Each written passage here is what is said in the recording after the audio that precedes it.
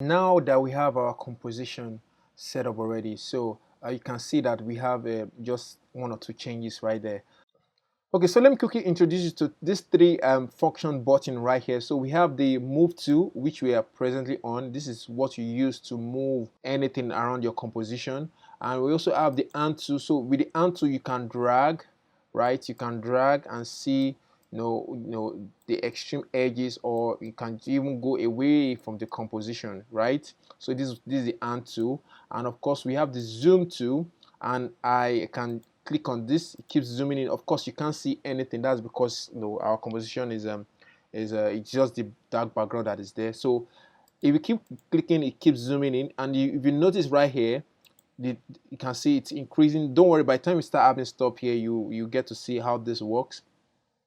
But if I hold on Alt and click, you can see that this keeps reducing, and then you can now see your composition. You can see the edge of your composition, right? So let me just stop here for now. As time goes on, I'm going to introduce you to the rest of this panel tools, or of these tools, so and we can move on from there. So let me switch back to my move tool.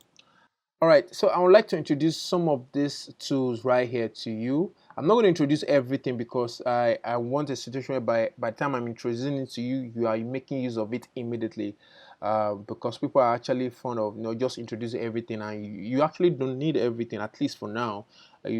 Because by the time you now need it, you must have forgotten about it. So I'm only going to introduce what you need right now, what you need to know right now. So that's the mode at which I'm going to be going with this. So right here we have your magnification ratio pop-up. So if you click on this, if you click on fit, you can see that your composition fitting perfectly to your composition area, right?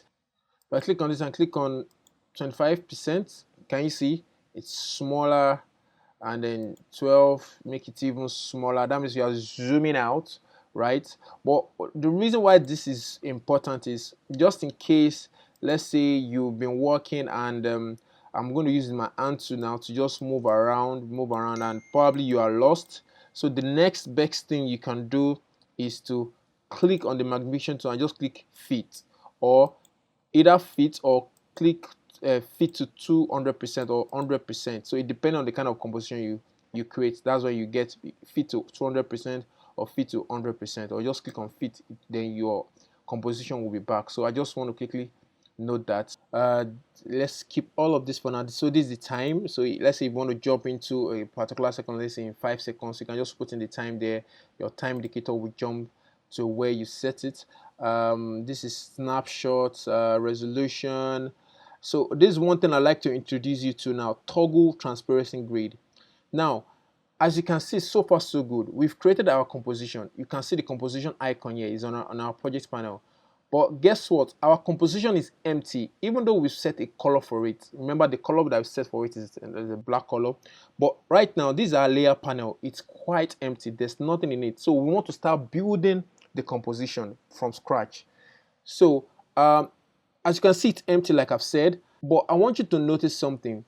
So during the class, I always tell my students, when you're setting the composition color, the background color, it doesn't really matter because the composition is really empty. So I'm about to show you what that is. So if I toggle this transparency grid, you can see, for those that are familiar with Photoshop, you know what this means. It means that this is practically empty. There's nothing in it, even though we set a background color, right? So these are the things you need to take note of. So this is just to let you know that our composition is empty, and this is where we need to start building the composition, right? So this is one, two. So far so good. I've introduced the magnification tool and the toggle transparency mode.